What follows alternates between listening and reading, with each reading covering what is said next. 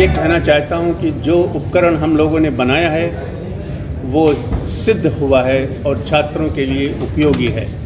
इससे छात्रों का सशक्तिकरण होता है, वे स्वयं ये जान सकते हैं कि उनकी समस्या क्या है, और हम चाहते हैं कि वे जानें कि उनकी समस्या क्या है। न केवल जानें बल्कि वो ये निर्णय भी लें कि उन्हें करना क्या चाहिए, जिससे कोई किसी भी तरह का कलंक की भावना उनके जीवन को खराब न कर सके। हमारा यही विश्वास है और हम इसी भावना से आपके सामने आए हैं। तो क्या स्टूडेंट क्या करे आपके लिए? फिर आपने जो ये डिजिटल आया, क्या ज्वाइन करे उसके लिए?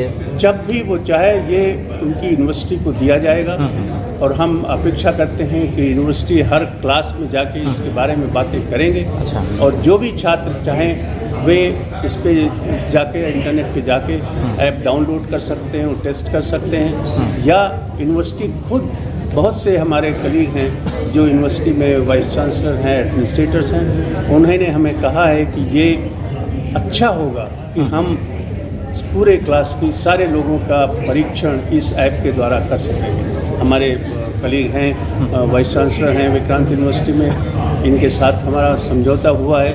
ऐसे अनेक यूनिवर्सिटी हैं जो जहां ये बातें चल रही हैं। सर, लॉन्चिंग से पहले कितने यूनिवर्सिटीज़ के स्टूडेंट्स पे इसे रिसर्च किया गया है? मुख्यतः हमने मुंबई में सोमैया इंजीनियरिंग इंस्टीट्यूट में काम किया है और कई यूनिवर्सिटी में, मगर वो छोटे पैमाने पर हुआ है, और बहुत बड़ा ट्रायल अभी चल रहा है। फिर इसके बाद और फील्ड ट्रायल्स का प्रोग्राम, जिसकी एप्लीकेशन हमने एथिक्स कमेटी को दे रखी है, और हमें बहुत जल्दी जब परमिशन मिल जाएगी हम लोग ये ट्रायल करेंगे। हम चाहते हैं कि कम से कम 1 लाख छात्रों पर ये ट्रायल करके आपको हम रिजल्ट बताएं कि ये वही काम कर सकती है जो डॉक्टर की कलम करती है, या उतनी ही गलती करेगी जितना एक इंसान करता है। हमेशा जब हम ट्रायल करते हैं तो जो परिणाम निकलता है फिर उससे हम अपना इंस्ट्रूमेंट और शार्प करते हैं, उसमें सुधार लाते हैं, जिससे अभी तक जो परिणाम है वो बहुत ही सेटिस्फैक्ट्री है और हम उससे संतुष्ट हैं। इसलिए हमने ये कदम उठाया है कि हम आपके सामने आकर ये कहें कि हम यूनिवर्सिटीज़ को ये देने के लिए तैयार हैं। पर्सनल लेवल पे आप सर क्या अनुभव किया आपने? पर्सनल लेवल पे आपने क्या अनुभव किया? हमने अनुभव किया है कि इससे छात्र ये मालूम कर सकते हैं कि उन्हें समस्या हो रही है, और जब वे बातें करते हैं अपनी टीचर से, जब संवाद अच्छा रहता है तो दोनों मिलकर काउंसलर के पास भी जाते हैं। कई स्थानों पर हमने देखा है कि वो अपनी बात मान गए हैं और डॉक्टरों के पास गए हैं। तो जो बैरियर था कि 80% लोग नहीं जाते, उस बैरियर को हटाना आवश्यक है। किसी भी छात्र के जीवन में ये समस्या नहीं होनी चाहिए कि हम क्या करें। तो कोई ऐसा स्टूडेंट मिला आपसे जो ऐसे समस्या पाएगा उसमें? जी हाँ, बहुत। क्या बात हुई आपसे? हमारी जब हमने ये ट्रायल किया तो लगभग 12 से 13% बच्चे ऐसे पाए गए जिनमें समस्या थी। हमने उन्हें मोटिवेट किया, हमने वहाँ के जो टीचर्स हैं उनके साथ ये प्रयास हुआ था, उन्होंने उनसे संवाद स्थापित किया। हमने अपनी संस्था की तरफ से उन्हें काउंसलर प्रोवाइड किए, जो उन्होंने ऑनलाइन या खुद जाके उनकी काउंसलिंग की। बहुत से लोग साइन हॉस्पिटल मुंबई, जहाँ की हम बात कर रहे हैं, nearest medical college LTMG medical college है, वहाँ पर वो लोग गए और उनका इलाज हुआ। तो हम ये अच्छी तरह, हमें विश्वास है कि इससे लोगों की ज़िंदगी सुधर सकती। आ गए वापस। पापा की पेट की प्रॉब्लम और मम्मी आपकी थकान ओवरनाइट मंतर होने वाली है। प्रेजेंटिंग रिफ्रेश की ओर से नेचर प्रो मैट्रेस। इसमें है natural latex for a luxurious orthopaedic feel. ये दे बॉडी हगिंग का। की समस्याओं को जानने का उपकरण नहीं है। बिल्कुल, हम चाहते हैं कि हर छात्र की मानसिक क्षमता बढ़नी चाहिए। उसे ये मालूम होना चाहिए कि हमारी सफलता के बीच क्या आ रहा है। एग्जैक्टली। और हम उसे कैसे अपने बीच से हटाएं। कि उसे ये मालूम पड़ना चाहिए कि उसे कभी नींद ज़्यादा आती, कभी कम आती, कभी वो नींद खो देता है, कभी उसका मूड ऊपर होता है, कभी नीचे होता है। ये सब उन बातों के द्योतक हैं जिनसे समस्याएं बढ़ सकती हैं। जैसा कि मैंने कहा, हम उन कारणों का शोध करना चाहते हैं जिनसे मानसिक स्वास्थ्य की समस्याएं उत्पन्न होती हैं। बहुत शुक्रिया सर, थैंक यू। सर आप क्या कहेंगे? मैं प्रोफेसर अमेरिका से 35 साल तक मैं यूपी टेक्निकल यूनिवर्सिटी में डीन प्रोफेसर हेड रहा और इसके बाद मोहनलाल सुखाड़िया यूनिवर्सिटी का वाइस चांसलर, इस समय विक्रांत यूनिवर्सिटी के हम वाइस चांसलर हैं। और ये जो डॉक्टर साहब काम कर रहे हैं, ये हम लोगों ने उनको प्रेरित किया कि आप ऐसे ऐप दीजिए ताकि बच्चों में जो टेंशन है वो कम से कम दूर हो।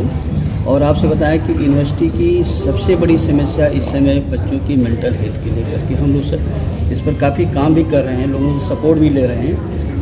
डॉक्टर साहब का जो ऐप है वो हमारी यूनिवर्सिटी के लिए बिल्कुल परफेक्ट है और फिर भी अगर उसमें कोई कमी होगी तो हम लोग सुझाव देंगे। एक बहुत बड़ी टीम है जो डॉक्टर साहब को सपोर्ट कर रही है। सर आप क्या कहेंगे? आपको इस ऐप को बनाने के लिए कौन सा ऐसा चैलेंज आया वो थोड़ा बताएं। पहले अपना परिचय दें। मैं doctor Manish Gupta, professor psychiatry at BMMC Safdarjung hospital. देखिए, ऐप का जो संरचना है वो मानसिक शक्ति फाउंडेशन ने करी है और उनकी टेक्नोलॉजिकल टीम ने करी है। ऐसा किसी भी ऐप को अगर छात्रों के बीच में या बाजार में या पब्लिक में उतारना है तो उसमें बहुत जिम्मेदारी की बात है ये, क्योंकि कई बार क्या होता है ये ऐप आपको इस तरह से अलार्मिस्ट भी होते हैं कि अगर आपको कोई समस्या नहीं है तो भी ये ऐप आपको समस्या बताएंगे और उसके परिणाम भी कई बार दुष्परिणाम हो सकते हैं। तो इसलिए बहुत जिम्मेदारी की बात है कि ऐप का देखिए फॉर्मेशन और उसका प्रोडक्शन बहुत मुश्किल नहीं है। बिल्कुल ठीक है, आजकल आप एक ऐप बनवाने जाएँ तो एक दिन में आपको ऐप तैयार मिल जाएगा।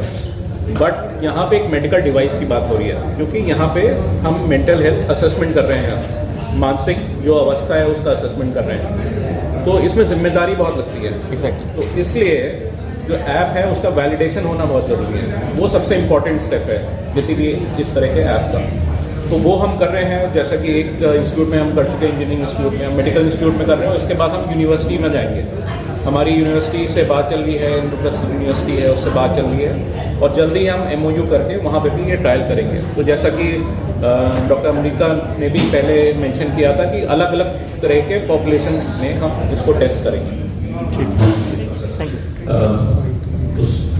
डॉक्टर अमरीश ने बहुत खूबसूरती से आपके सामने एक पृष्ठभूमि रखी है, तैयार करी है कि ये mental health app, relief app जिसका आज रिलीज हो रहा है, इसका क्या बैकग्राउंड है और क्यों इसका आइडिया कहाँ से आया।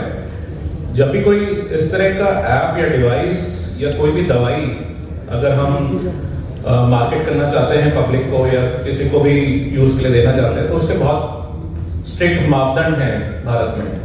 हम ऐसे ही अगर आप अपना गूगल प्ले स्टोर खोलेंगे या एप्पल स्टोर खोलेंगे तो उसमें आपको मेंटल वेलबींग के 500 से ज़्यादा ऐप मिल जाएंगे और कुछ सबने कुछ यूज़ भी किए हैं। फॉर एग्जांपल हेड स्पेस है, काम है और इंडिया मानस ऐप है जो कि भारतीय सरकार द्वारा